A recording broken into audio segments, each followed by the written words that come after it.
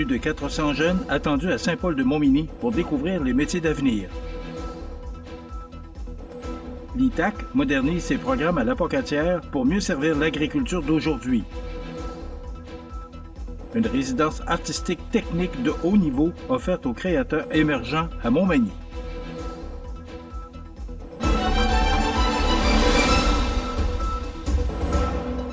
Jeudi 20 novembre 2025. Bonjour mesdames et messieurs et bienvenue à votre bulletin d'actualité sur le réseau de télévision CEMA TV. Dans le cadre d'une démarche régionale visant à valoriser les métiers spécialisés et à soutenir la relève locale, la deuxième édition de Destination manufacturière Montmagny-Lillet se tiendra le mercredi 15 avril prochain, cette fois à l'école secondaire de Saint-Paul à Saint-Paul-de-Montmagny. L'événement, qui avait connu un franc succès lors de sa première édition en 2025, réunira à nouveau des centaines de jeunes, des intervenants scolaires et plusieurs entreprises de la région. Plus de 400 élèves sont attendus pour participer à cette journée entièrement consacrée à la découverte des carrières du secteur manufacturier. Organisée par le Centre d'aide aux entreprises Montmagny-Lillet, en partenariat avec le Carrefour Jeunesse Emploi Région Lillet, le Carrefour Région Montmagny, le Centre d'aide et de recherche d'emploi Montmagny-Lillet et le Centre de services scolaires de la Côte-du-Sud, le salon vise à rapprocher les jeunes du marché réel du travail. L'objectif demeure clair, soit celui de présenter la diversité, la modernité et le dynamisme des emplois manufacturiers disponibles sur leur territoire. Le choix de Saint-Paul-de-Montmagny répond à une volonté assumée des organisateurs qui est de mettre en valeur l'ensemble du territoire et offrir aux jeunes l'occasion de découvrir des environnements variés. Les prochaines éditions devraient d'ailleurs se déplacer vers la MRC de Lillet afin d'assurer une représentativité équitable. Cette approche renforce le sentiment d'appartenance, stimule la fierté locale et contribue à mobiliser les collectivités autour de leurs forces économiques. Ce salon joue un rôle majeur dans la réussite éducative grâce au contenu en orientation scolaire et professionnelle présenté sur place. Les activités proposées permettent non seulement d'explorer des métiers, mais aussi de soutenir la motivation des élèves, leur persévérance scolaire et la construction de leurs aspirations professionnelles.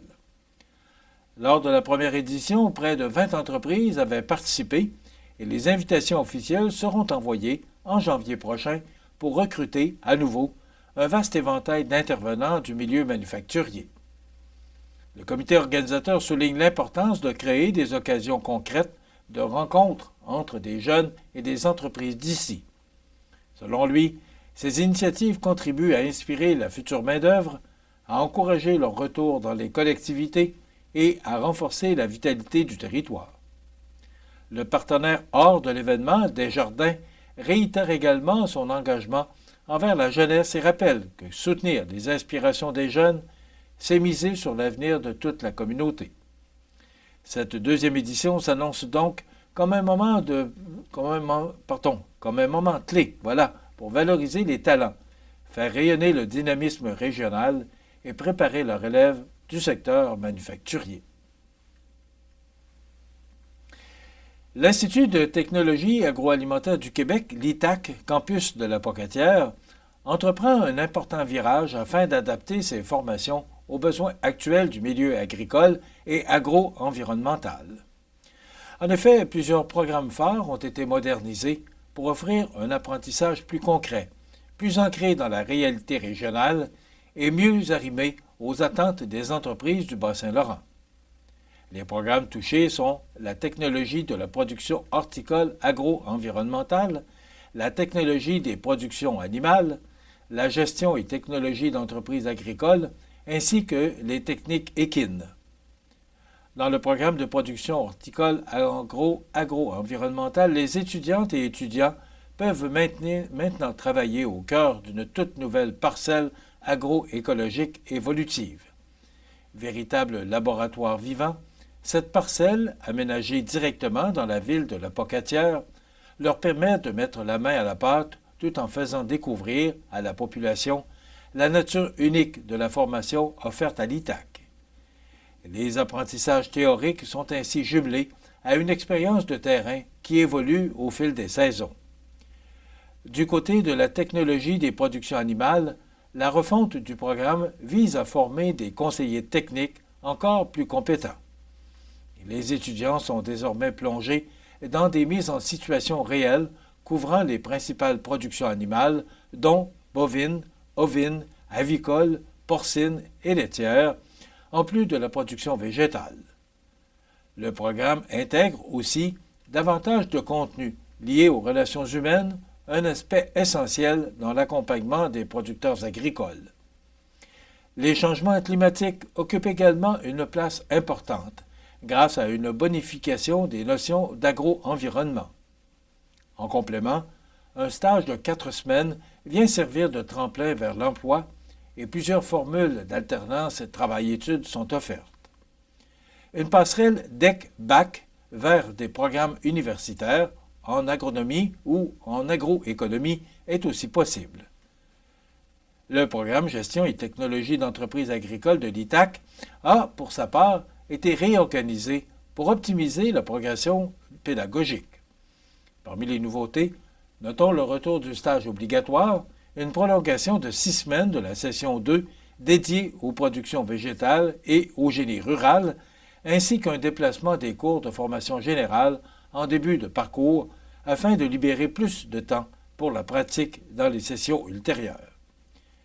Les notions d'agriculture biologique sont maintenant intégrées à l'ensemble des cours et un cheminement orienté vers la production maraîchère et fruitière est offert en collaboration avec le programme horticole.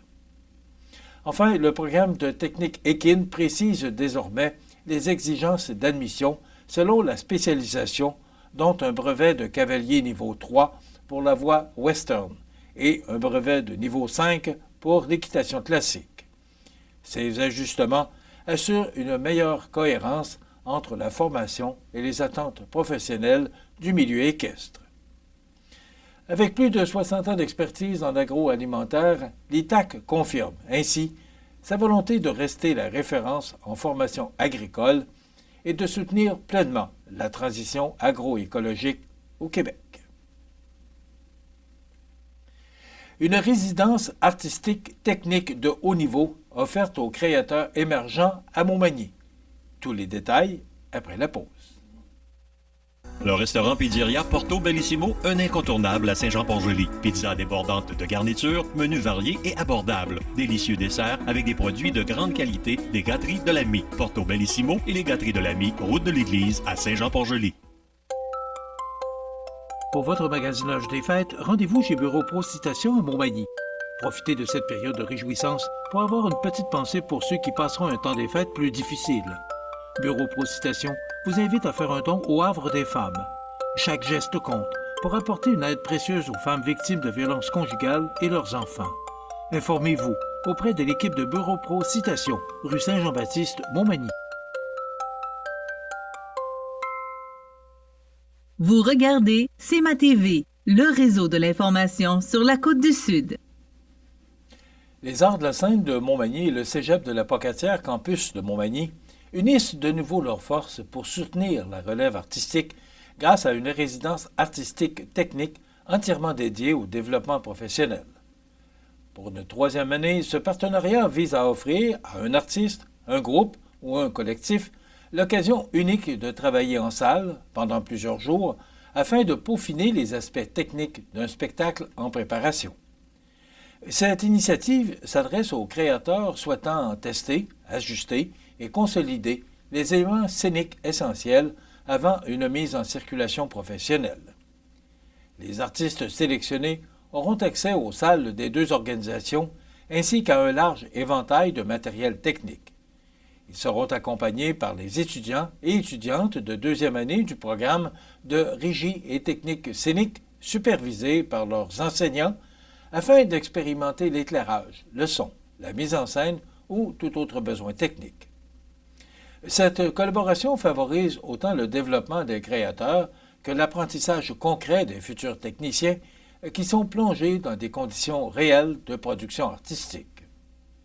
Une nouveauté importante s'ajoute cette année, soit celle d'une bourse de 2 000 $ qui sera remise au porteur ou à la porteuse du projet retenu, à laquelle s'ajoutent 500 $ pour chaque artiste supplémentaire participant au processus. Un budget de production vient également soutenir la réalisation des objectifs techniques. La résidence s'adresse à une grande variété de disciplines, incluant la musique, la danse, le théâtre, l'humour, le conte ou le cirque, permettant à une diversité de créateurs de profiter de cet environnement professionnel. La résidence se déroulera en 2 blocs, soit du 7 au 10 avril et du 25 au 29 mai prochain. Les artistes intéressés devront déposer leur candidature avant le 5 janvier 2026 à 17 h. Selon les organisateurs, cette immersion est une occasion rare d'avancer rapidement dans la construction d'un spectacle, tout en bénéficiant d'un soutien technique hautement qualifié. Pour Sandra Matt, coordonnatrice d'apprentissage en milieu de travail et enseignante en gestion au Cégep de la Pocatière, l'expérience est tout aussi formatrice pour les étudiants. Elle souligne que les défis techniques et humains rencontrés pendant ces résidences sont indispensables à leur formation, permettant de mettre en pratique des connaissances qui, autrement, resteraient théoriques. Les artistes quittent ainsi la résidence avec un spectacle techniquement abouti et prêt à prendre la route, accompagné de toute la documentation nécessaire. Enfin, la région de Chaudière-Appalaches est officiellement appelée à rendre hommage à celles et ceux qui, chaque jour, posent des gestes qui transforment nos communautés.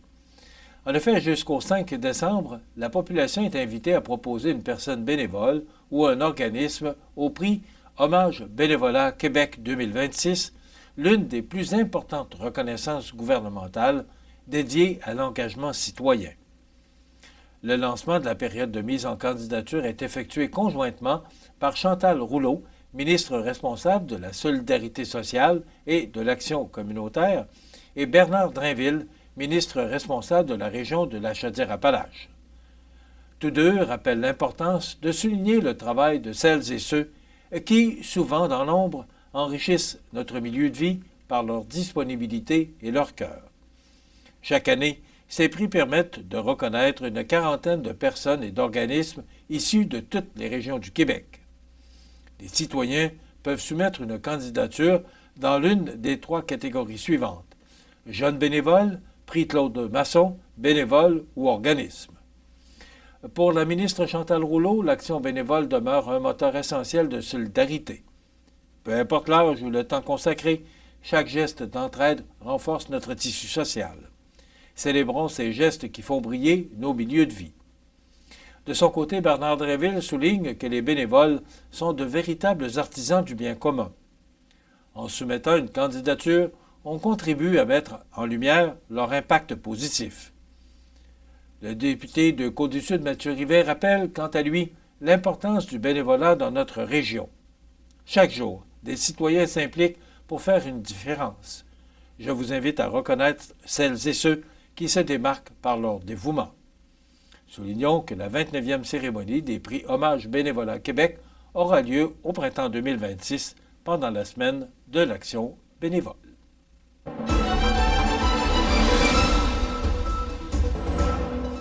Au sport, près de 300 élèves provenant de 8 écoles primaires de la région s'étaient donné rendez-vous pour la rencontre annuelle de Cross Country. La compétition, qui se déroulait le 24 octobre dernier, se tenait au club de golf Montmagny, qui a généreusement offert son terrain pour l'événement. Les écoles du pôle 4, secteur Montmagny, se disputaient les 6 bannières disponibles pour les élèves de 4e, 5e et 6e année.